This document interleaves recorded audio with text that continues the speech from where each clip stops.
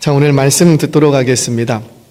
오늘은 본문 말씀을 중심으로 안일함의 위험성, 내용은 굉장히 좀 무거운 내용이에요. 오늘 기도도 해주시곤 하셨지만 어찌 알고 굉장히 무거운 내용인데 너무 무겁지 않게 좀 다루어 보려고 합니다. 굉장히 무거운 내용이에요. 우리 이렇게 하면 안 돼요.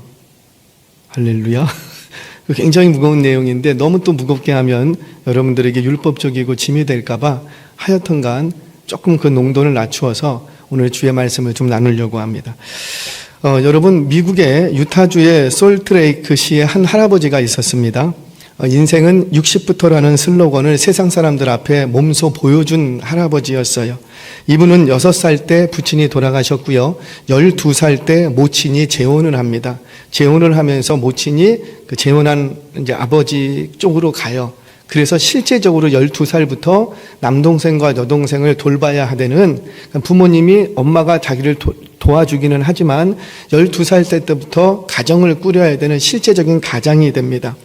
그래도 착하게 잘 자랐어요. 힘겨운 하루하루를 보냈습니다. 이분이 40살이 되었을 때 미국의 경제공황이 불어닥칩니다. 그로 인해서 있던 일자리를 잃어버렸어요. 그래도 가장인지라 어떻게요? 어찌하든지 가족을 부양하려고 이제 그 주유소 종업원으로 취업을 합니다. 주유소 종업원으로 근무를 하다 보니까 급여가 생활이 넉넉하지가 않아요. 그래서 하루에 한 끼만 먹습니다. 그래서 한 끼 먹는 것도 가벼운 값싼 음식으로 배를 채우는 거예요. 그러면서 이분이 고민을 하기 시작했어요. 적은 비용으로, 요즘 다 먹고 살기 힘들고 다 힘든데 적은 비용으로 배를 채우고 맛있는 음식을 먹을 수 없을까 연구를 하게 됩니다. 그게 40살 때부터 연구한 거예요. 그렇게 해서 탄생한 게 뭐냐면, 첫 번째 사진 보여주시겠어요? 누군지 아시겠습니까? 켄터키 프라이드 치킨 샌더스 할아버지세요. 샌더스 할아버지. 이분 키가 180이 넘는다고 합니다. 그러니까 사실 체격이 굉장히 우람한 분이세요. 저는 이분 실제적으로 못 봤지만 주로 우리 어디서 많이 봤죠? 길거리에 가면서 이렇게 딱 매장 앞에 항상 서 계시잖아요. 항상. 지금도 서 계시죠? 일본에는 최근 47년 만에 앉으셨다고 해요. 앉으시는 저 뭐라 그래요? 동상도 아니고 뭐라 그래야 돼요? 저 인형을 항상 서 있었는데, 이제 거기를 찾아오는 그 매장에 찾아오는 사람들이, 아동들이 많이 오다 보니까 이제 거대한 할아버지가 아니고 이제 자리에 앉아서 아이들을 맞이해주는 할아버지의 인상으로 바뀌었다고 합니다. 그러니까 이게 이제 아무래도 마케팅에서 47년 만에, 그래서 일본에서 이 신문에 났더라고요. 47년 만에 샌더스 할아버지 앉다. 이렇게 해갖고 앉아서 아이들을 맞이하는 이런 인형으로 바뀌었습니다. 검정색 타이에 하얀 턱수염, 덥수룩한 하얀 머리 할아버지. 치킨계의 전설이라고 하더라고요. 이분이 40세 때부터 연구한 결과 65세가 되어서 CEO가 됩니다. 몇 년 연구한 거예요? 치킨 하나 만들어내는데 25년을 연구를 한 거예요. 이분의 그 인터뷰 내용을 보면 자기가 이 1호점 매장을 내기 위해서 무려 1008번이나 도전했대요. 1008번. 놀라지도 않아. 몇 번이나 도전해 보셨어요? 1008번. 1008번. 자기가 만든 그 소스를 가지고 돌아다니면서 매장 좀 매달라고, 자기가 낸 이 소스로 치킨을 좀 해달라고, 그렇게 찾아다니면서 문전박대를 당한 것이 1008번. 그러면서 1호점을 갖게 되는데 25년 만에 CEO가 됩니다. CEO가 됐다는 것을 떠나서 자신의 꿈을 이루게 되었는데, 여러분, 이게 어느 날 갑자기 일어나는 게 아니라는 거죠. 우연히 대박을 맞은 게 아니었다는 거예요. 그런 적지 않은 나이에 죽기 전에 내가 가장 잘할 수 있는 일이 무엇일까에 대한 고민을 하게 됐다는 거예요. 몇 살 때부터? 설교 듣고 있어요? 40살 때부터. 40살 때부터. 그 결과 25년의 노력 끝에 65세에 CEO가 됐어요. 1호점 매장을 갖게 된 거예요. 여러분 두 번째 사진 한번 좀 보여주시겠습니까? 두 번째. 좀 재밌는 사진이긴 한데 여기에 웬 여자분이 계세요. 좀 잘 보이실려나 모르겠어요. 몇 살 정도 되려 보이세요? 아이고, 나이가 나와 있네. 92세 할머니예요. 92세 할머니. 92세. 아, 이거 사진을 잘못 올렸다. 92세. 이게 책입니다. 책 표지예요. 책 표지를 제가 갖고 온 건데, 일본 최고령 헬스 트레이너, 그냥 할머니도 아니고 헬스 트레이너 다키미카라는 할머니입니다. 이분이 2024년 올해 2월 달에 낸 책이에요. 2월 달에 92세 할머니 기적의 근력운동. 제가 이 책 잡으면서 책 사갖고 한번 보고 싶어. 여러분도 한번 보세요. 할렐루야. 한번 읽고 싶어요. 태어나서 이 할머니가요, 태어나서 여러분들하고 똑같아요. 한 번도 운동이란 거는 해본 적이 없대요. 평범한 할머니셨어요. 그런데 어느 날 결혼한 딸과 남편이 자기에게 하는 얘기가, 당신 요즘 살이 많이 찐 것 같아? 여러분들은 안 듣나 봐요? 남 얘기하는 것처럼. 그 얘기를 딱 들었어요. 이 말에 자극을 받아서 운동을 시작했다고 합니다. 여러분들 심장 잘 붙으세요. 놀라지 마세요. 65세에 처음 헬스장에 등록하고 70살에 다리 찢기에 도전해서 3년 만에 성공하고 72세에 인생 처음으로 수영과 마라톤에 도전하고 74세에 평생 동경하던 훌라댄스를 시작했고 87세에 현역 최고령 헬스 트레이너 자격증을 따서 데뷔합니다. 이분이 이 책을 썼는데 이 책의 카피라이터 문구가 되게 재밌어요. 제가 좀 읽어드릴게요. 100세까지 넘어지지 않고 통증 없이 내 힘으로 일상의 즐거움이 가득한 삶을 꿈꾸는가? 다키미카 할머니와 함께 올해는 누구나 더 쉽게, 더 간편하게, 더 즐겁게 시작해보자. 왜 이렇게 무거워요? 여러분, 제가 이런 것들을 보면서 우리 주변에는 의외로 많은 나이에도 불구하고 인생의 후반전을 멋지게 보내는 사람들이 많더라는 거예요. 의외로. 여러분, 1800년대, 조선시대죠. 1800년대 서민들의 평균 수명이 몇 살인 줄 아세요? 35살이에요. 서민들. 1800년대에 서민, 불과 지금 200년 조금 더 됐잖아요. 양반들이, 그때 당시에 양반들이 55세에서 56세까지 살았다고 합니다. 평균적으로. 가난한 사람들은 아프면 치료받을 수가 없었기 때문에 그냥 감기 걸려도 아프면 죽어야 됐어요. 돈이 없었기, 가난했기 때문에. 내시들은 70세까지 살았다고 합니다. 할렐루야. 그런 자료들이 있어요. 그런 시대가 불과 200년 전이었어요. 여러분, 지금 우리는 어떤 시대를 살고 있습니까? 이거는 인생의 후반전을 뛰어넘어서 후반전을 우리는 살아가고 있는 거예요. 과연 이렇게 주변에는 우리가 생각한 것 이상으로 인생의 후반전을 멋지게 살아가는 사람들이 많더라는 거예요. 자, 이렇게 본다면 반대로 꽤 많은 사람들이 나이가 들었다라는 이유 때문에 너무 빨리 포기하는 것은 아닌가 생각이 됩니다. 그런데 이게 영적인 부분에도 똑같다라는 거예요. 영적인 부분에도. 과연 우리 한번 질문해 보겠습니다. 여러분들의 영적 나이는 몇 살쯤 되셨습니까? 나는 영적 나이가 100세 넘었다. 그런 분 계세요? 내 나이가, 지금 영적인 나이가 몇 살쯤 됐는가 한번 돌아보시라는 거예요.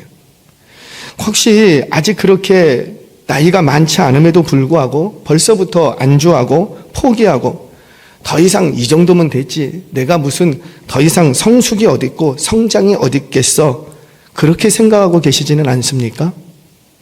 바울은 인생의 후반전을 달리면서 그렇게 생각하지 않았답니다. 우리 본문 12절 말씀 같이 한번 읽겠습니다. 시작.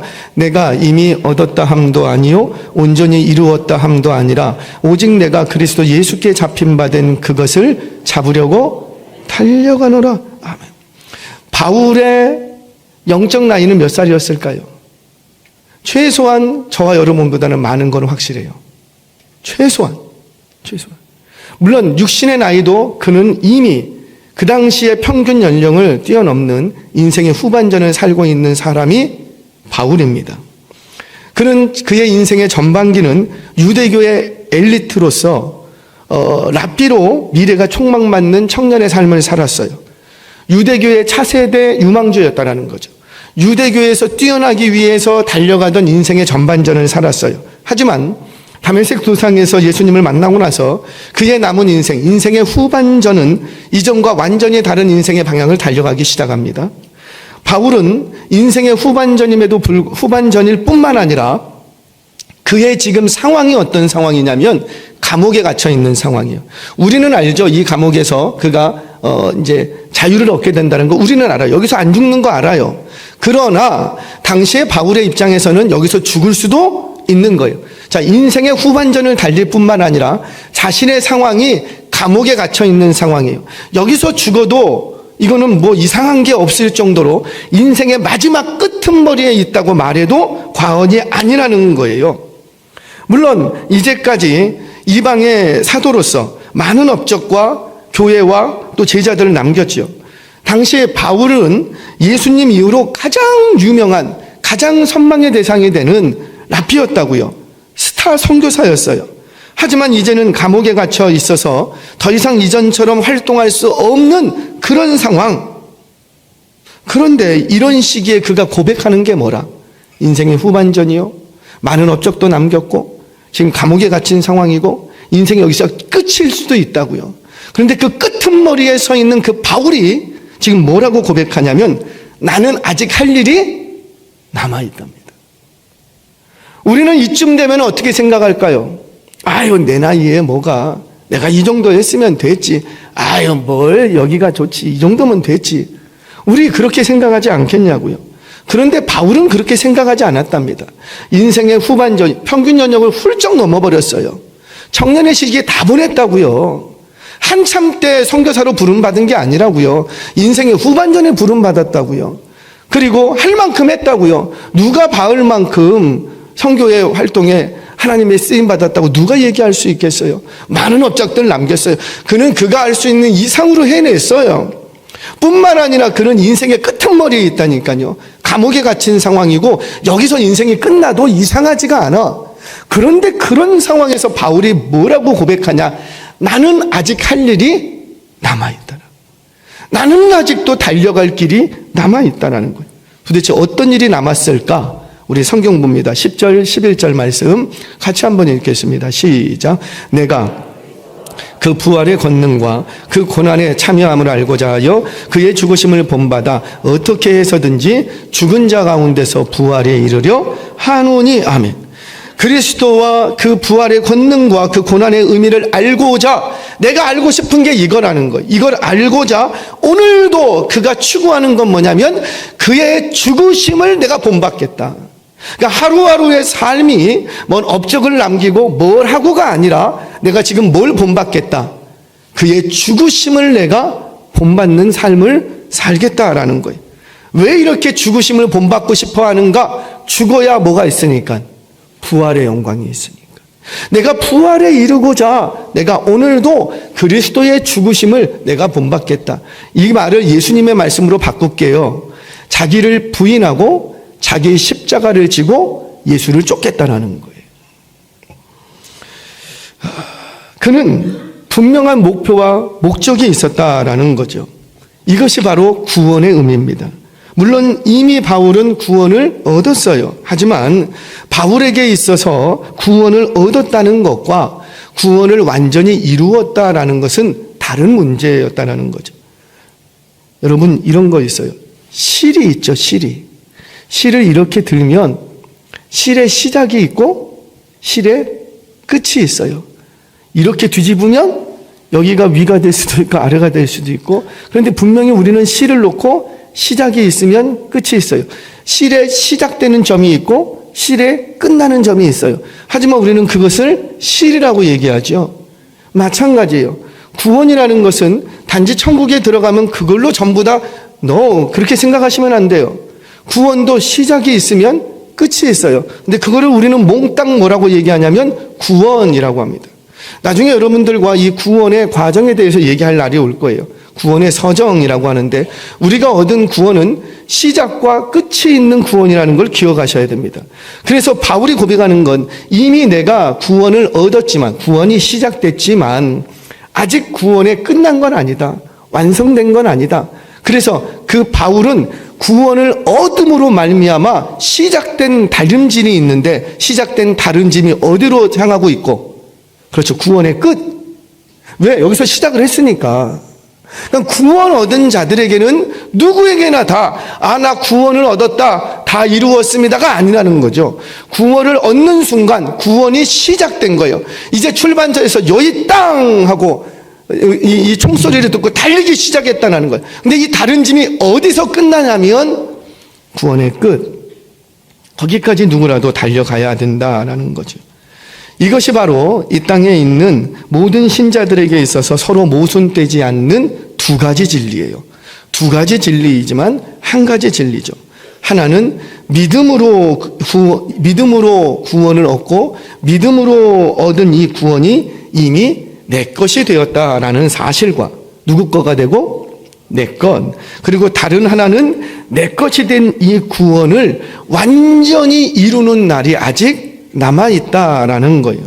그래서 바울의 신학에서는, 바울의 구원론에서는 이것을 뭐라고 말하냐면 이미와 아직이라고 얘기합니다. 이미 우리 모두는 구원을 얻었지만, 아멘이세요? 이 한 번 얻은 구원은 취소됩니까? 안 됩니까? 안 됩니다. 이미 우리는 믿음으로 구원의 보증, 확증, 성령으로 인침받아 얻었지만 아직 구원을 이룬 것은 아니라는 거예요. 그러니까 저와 여러분은 지금 어디쯤인가 와 있다라는 거죠. 누구는 출발해서 10m쯤 왔고, 누구는 출발해서 30m쯤 왔고, 아직 결승점에 가신 분은 없어요. 우리 중 누군가는 다 각자의 위치를 지금 달리고 있다는 거예요. 너희가 어디 있든지 간에, 16절에서 말하지요. 오직 우리가 어디까지 이르렀든지 간에 그대로 행하라. 너가 10m 달려왔으면 여기서 멈추지 말고 그대로 행하라. 달려오던 그 길로 달려가라. 네가 50m에 와 있을지라도 여기가 끝이 아니니 어디에 와 있든지 간에 그대로 다름직한 그 속도 그대로 계속 달려가라. 바울이 이렇게 얘기하는 거예요. 바울이 왜 이렇게 다름질을 시작했는가? 바울은 다메섹 도상에서 예수님을 만납니다. 예수님을 만나는 순간 예수님 손에 꽉 붙들렸어요. 본래 바울은 뭐 하던 인간이었는데, 예수 믿는 자들을 잡으려고 다니던 인간이었는데, 그의 삶이 예수님께 이제는 잡힌바된 인생이 되었다라는 겁니다. 이전에는 예수 믿는 자들을 박해하던 핍박자요, 폭행자요, 자였지만 이제는 예수님께, 자기가 예수 믿는 자들을 잡으러 다니는 것이 아니라 예수님이 자기를 잡아버렸다는 거예요. 그 예수의 권능, 능력, 그 구원의 능력에 완전히 사로잡혔습니다. 그리고는 이전에 자신이 가지고 있었던 그 모든 것들을 다 버려야 될 것으로 스스로 인정하고, 왜 그랬는가? 바로 예수를 아는 지식이 가장 고생했기 때문이다. 가장 귀하고 가치 있었기 때문이다라는 거죠.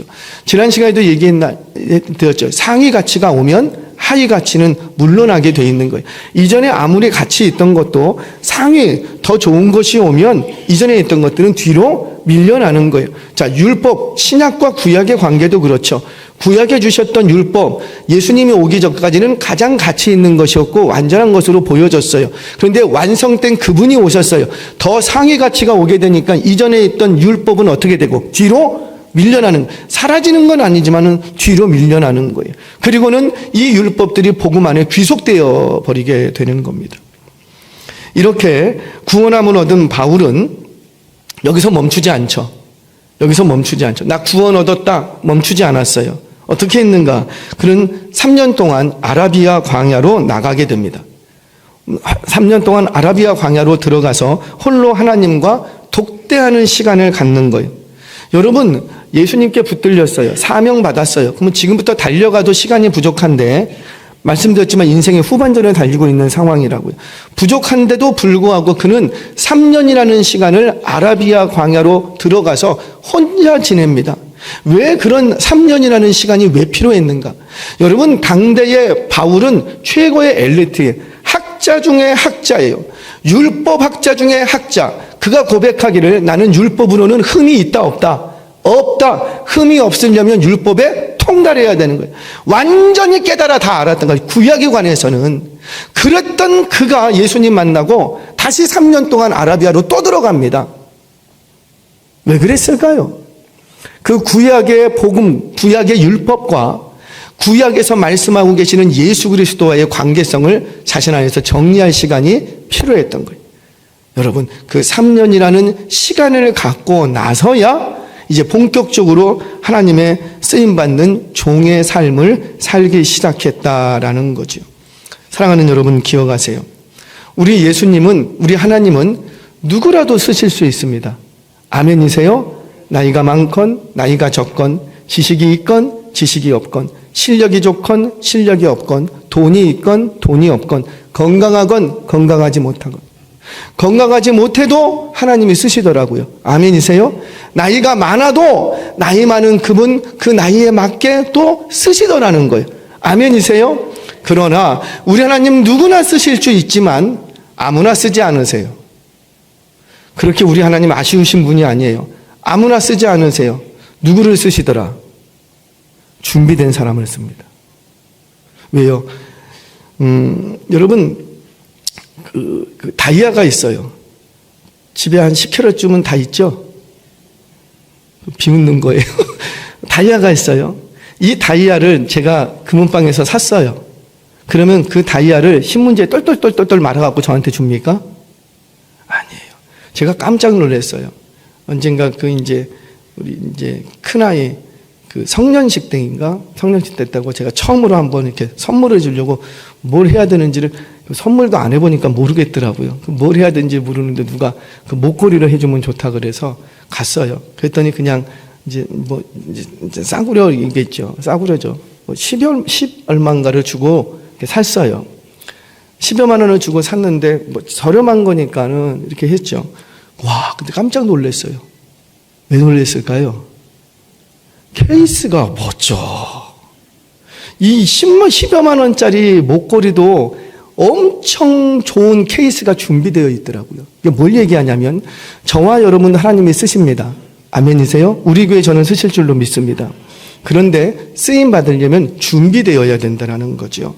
하나님의 그 고결한 것을 담아낼 수 있는 준비가 되어 있어야 돼. 그래서 우리 주님 계속해서 성경에서 우리에게 요청하는 것이 너희들 거룩하라, 거룩하라, 성결하라, 성결하라. 왜? 거룩한 자만이 하나님의 그 고결한 성품을 담아낼 수가 있기 때문이에요. 그래서 자꾸 요구하는 게 거룩하라, 거룩하라 말씀하시는 거죠. 그렇게 하나님의 고결함을 우리 속에 담아낼 수 있도록 준비돼야 돼. 준비되지 않으면 우리 하나님 안 쓰십니다. 아니면 준비시켜서 쓰십니다. 아멘이세요? 그러니까 하나님은 누구를 쓰시는가? 준비된 사람을 쓰는 거예요. 준비되지 않았으면 어떻게 하신다고요? 준비시켜서 쓰시는 거예요. 그게 몇 년이 걸리든 상관없어요. 아브라함 75세에 부름받았어요. 하나님이 일 좀 하자, 일 좀 시키려고 해요. 근데 준비가 안 됐어. 갈대아 우르에서는 하나님을 아는 지식이 없어. 준비가 안 되니까 몇 년 동안 준비시키시고 25년 준비시키시는 거예요. 모세는 몇 년 준비시키셨고 40년. 이스라엘 백성들은 하나님의 백성으로 일어나기 위해서 몇 년을 준비시키시고 400년. 하나님은 준비시켜서 쓰신다라는 거죠. 그렇게 준비된 바울은 이미 자신 안에 있는 구원을 얻었음에도 불구하고 그것으로 안주하지 않고 자신 안에 있는 예수님의 구원을 이루기 위해서 열방을 향해서 잠시도 쉬지 못하고 달려가는 인생을 살더라는 거예요. 그럼 이 정도 했으면 할 만큼 한 건 아니겠습니까? 그럼에도 불구하고 그 인생의 끄트머리에 서 있는 바울이 하는 얘기가 지금 노년의 시간을 걷고 있다고요. 바울이 끄트머리에 있는 그 시간 속에서도 바울은 나는 여기가 끝이 아니다. 나는 아직도 달려갈 길이 남아있다. 다시 한번 반복하지만 바울도 인생의 후반전에 들어섰고 감옥에 갇혀있는 상황이라는 걸 잊지 마세요. 그럼 이쯤 했으면 할 만큼 했다고 이제 안심해도 되잖아요. 이 정도 했으면 됐지 않습니까? 그런데 바울은 그렇게 생각하지 않았답니다. 주님이 언제 부르시든지 간에 부르시는 그날까지 쉼 없이 달려가는 인생이었다는 거예요. 그러면 그가 왜 그렇게 달려갔는가? 왜 그렇게 달려갔어요? 여러분, 이유는 간단해요. 더 많은 업적을 남기고 싶어서? 더 유명해지고 싶어서? 더 많은 제자들을 키워내고 싶어서? 천만의 말씀이에요. 그가 아니라고요. 바울이 지금도 계속해서 달려가고 내가 계속해서 할 일이 남아 있었다라는 것은 뭐를 본받는다고요? 그리스도의 죽으심을 본받아. 그리스도의 죽으심을 본받기 위해서 죽으심을 본받는 게 뭐예요? 나를 죽이고 새 사람을 입어가는 것, 옛사람을 죽여가는 것, 악습과 구습을 내 안에서 끊어가는 것, 그리스도의 죽으심을 본받기 위해서 달려가더라는 거예요. 우리의 신앙생활도 이래야 될 줄로 저는 믿습니다. 우리가 신앙생활 열심히 아직도 달려가고 주님 부르시는 그날까지 기도의 자리, 예배의 자리, 전도의 자리 지키려고 하고 섬김의 자리 지키려고 하는데 뭐 때문에 그렇게 하는가? 더 유명해지고 싶으세요? 더 칭찬받고 싶으세요? 사람들로부터 더욱더 높임받고 싶으세요? 아니에요. 그게 되면 안 된다는 거지요. 우리가 계속해서 늙어 죽을 때까지, 하나님 부르실 때까지 계속해서 달려가야 될 그 길은 다른 것이 아니라 예수 그리스도의 죽으심을 본받기 위해서 달려간다는 거예요. 우리는 나이가 들고 내 상황이 나빠지면 적당히 처신하려고 합니다. 좋은 게 좋은 거라고. 대충 해. 그 나이 먹었는데 그 정도 했으면 됐지. 대부분이 나이가 들어갈수록 누구나 다 똑같아요. 아마 저도 그럴 것 같아요. 안정되고 평안한 삶을 살려고 하죠. 그래서 새로운 도전들을 하지 않는다는 거예요. 하지만 바울은 안전하고 편안한 노년이 아니라 오히려 더 역동적인 삶을 추구했다라는 사실이에요. 여러분, 요즘은 이제 노년의 질병 중에 대표적인 질병이 치매나 기억력이 도태되고 이런 거 있지 않습니까? 제가 어떤 책을 봤는데 책 이름이 기억이 안 나요. 그런데 그 전문 교수님이 쓴 책이에요. 뇌과학자가 쓴 책으로 제가 기억이 납니다. 그 책에서 뭐라고 말하냐면 노년에 언어 공부를 시작을 하면 두뇌가 더 좋아진대요. 언어, 새로운 언어, 새로운 영어 공부를 한다거나 일어 공부를 한다거나 새로운 언어를 습득하기 위해서 뇌를 가동시키면 다른 거 했던 것보다도 훨씬 더 뇌 가동력이 뛰어나진다고 합니다.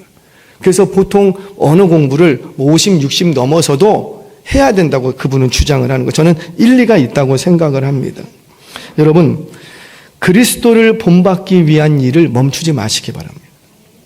성경은 소리내서 계속 읽으셔야 돼요.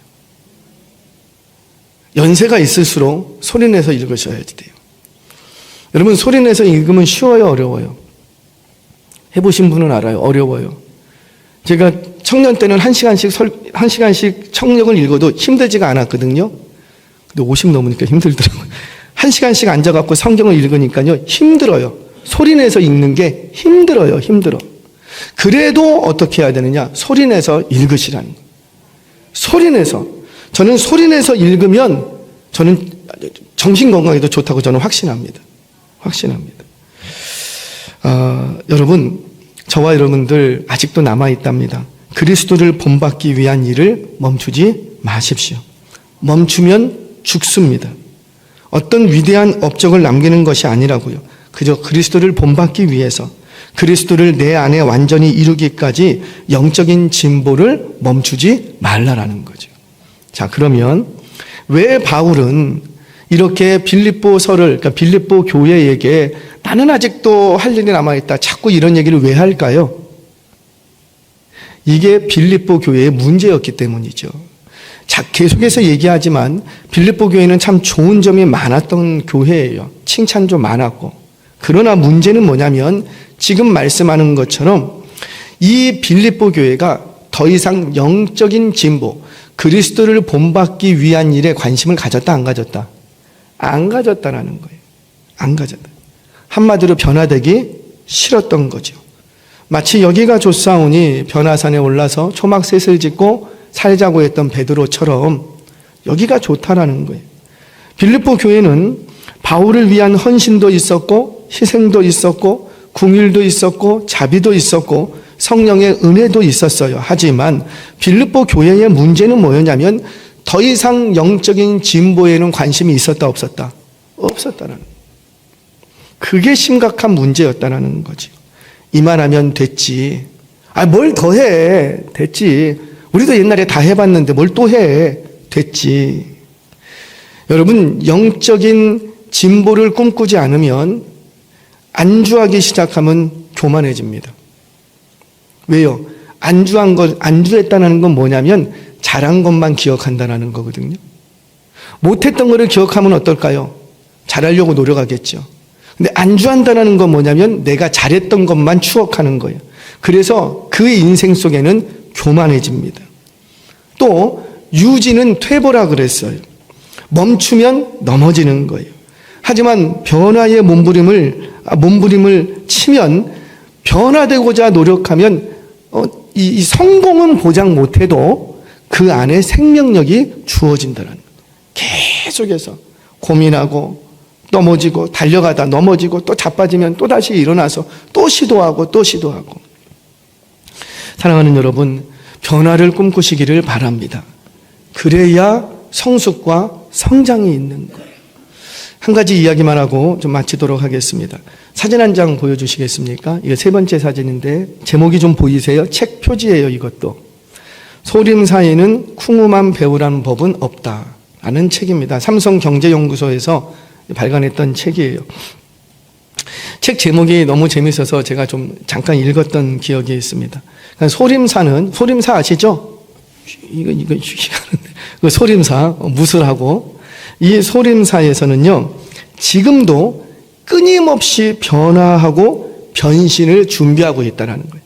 삼성경제연구소에서 이걸 냈다는 것은 이들도 이렇게 하는데 한국 경제 지금 어떻게 됐냐, 지금 그 얘기를 하고 싶은 거예요. 제목이 재밌는데, 소림사는 다 아시는 대로 중국 역사를 대표하고 중국인들의 자존심으로 자리 잡았습니다. 그 역사만 해도 1500년이 넘는다고 해요. 그래서 우리는 소림사 하면은 스님들 막 해갖고 막 무슨 쿵우만 하고 막 검술하고 막 이것만 생각하는데 아니에요. 지금의 소림사는요, 그 주요 산업이 산업화됐거든요. 주요 산업이 미디어 산업으로 넘어간 지 오래예요. 더 이상 쿵우로 뭘 하려고 하지 않아요. 중국 대표하는 이 소림사가 최근에 와서 수년 전부터죠, 시작했던 게 뭐냐면 세계를 대상으로 중국 쿵우 스타 세계대회라는 것을 열었어요. 일종의 무술대회예요. 그래서 소림사와 중국의 위성TV가 합작해서 개최를 합니다. 해년마다 개최를 하거든요. 이 대회에서 우승할 경우 배우로 캐스팅이 됩니다. 배우로. 우리가 잘 알고 있는 성룡, 이영걸 아세요? 다 여기 출신이에요. 그러니까 여러분들이 홍콩 영화나 그 옛날 중국 영화에서 봤던 그 무술했던 그 배우들은, 주연 배우들은 다 여기 출신이에요. 여기 출신. 이 대회로 인해서 세계에서는 나도 한번 스타가 되고 싶다라고 몰려드는 젊은이들이 어마어마하다고 합니다. 그래서 이 소림사 주변에는요, 작은 소림사, 그러니까 소림 무술을 가르쳐주는 학원이 엄청나게 많이 자리하고 있다고 해요. 뿐만 아니라 소림사 내에 전통 중의학을 토대로 해서 의료사업을 하고 있고요. 또 코카콜라와 손잡고 기능성 건강음료 시판을 준비 중에 있고요. 이미 나이키와 공동 제작으로 쿵우 신발을 제작해서 판매하고 있어요. 그러니까 지금 소림사도요, 이렇게 변화되고 있다니까요. 소림사는 중국 역사를 대표합니다. 중국의 전통이고 중국의 자존심과 위상이 있는 곳이 바로 소림사예요. 하지만 이들도 전통을 고수하면서도 변신을 계속해서 도모한다는 거죠. 이쯤 하면 됐어. 우리 전통이 몇 년인데 우리는 이 중국의 자존심인데 우리가 무슨 나이키하고 손을 잡아, 이런 생각을 하지 않는다라는 거예요. 하물며 교회는 어떻습니까? 하물며 그리스도인들은 어떠냐라는 거예요. 말씀을 좀 정리하도록 하겠습니다. 사랑하는 여러분, 저와 여러분들은 아직 갈 길이 남아있어요. 아멘이세요? 2024년 열심히 달려오셨습니다. 그럼 이제 끝났습니까? 우리는 또 내년을 살아내야지 돼요. 내년은 뭘로 사실래요? 뭐 그냥 작년에 했던 거 내년에도 하면서 살면 되지. 작년에 다녔던 직장 뭐 그냥 지금 다니면 되지. 죄송해요. 그분에게는 미래가 없는 거예요. 그분에게는 왜 미래를 주시는지 모르겠어요. 왜? 작년하고 내년하고 똑같으면 그건 뭐 미래가 있는 거. 미래가 와도 그분에게는 미래가 온 게 아니에요. 미래는 누구에게 오느냐? 준비하는 사람들에게 오는 거예요. 미래는 누구에게 오느냐? 대비하고 있는 사람에게, 고민하고 있는 사람에게 오는 거예요. 과연 나는 내년에 어떤 삶을 살아야 될까? 이제껏 내가 이런 삶을 살아왔어요. 그래서 계속 실패했어요. 그러면 내년에는 그러지 말아야죠. 이전에 해왔던 거 똑같이 하면 또 실패할 텐데 왜 실패를 반복하면서 인생을 허비합니까? 왜 낭비합니까? 우리 하나님이 저와 여러분들이 그 인생 낭비하라고 주셨어요? 그거 아니잖아요.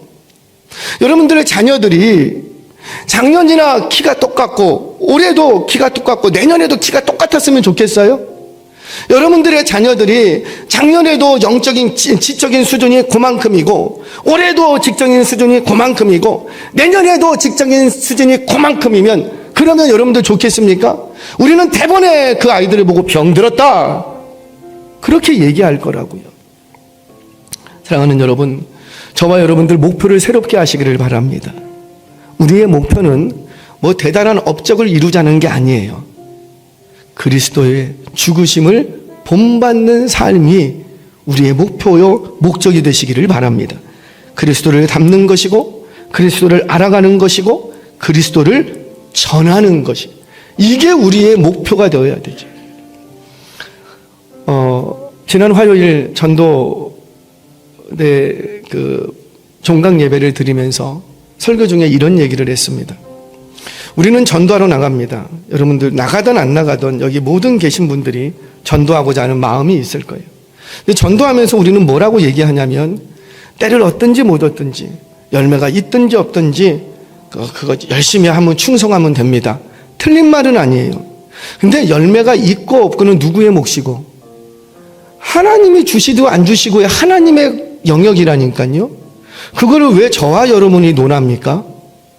왜 열매를 주십니까? 안 주십니까? 논할 필요가 없는 거예요. 그거는 누구의 영역이고 하나님의 영역. 그럼 우리의 영역은 뭐예요? 충성하는 거예요. 근데 충성하는데 방향 없이 달려가는 건 아니라는 거죠.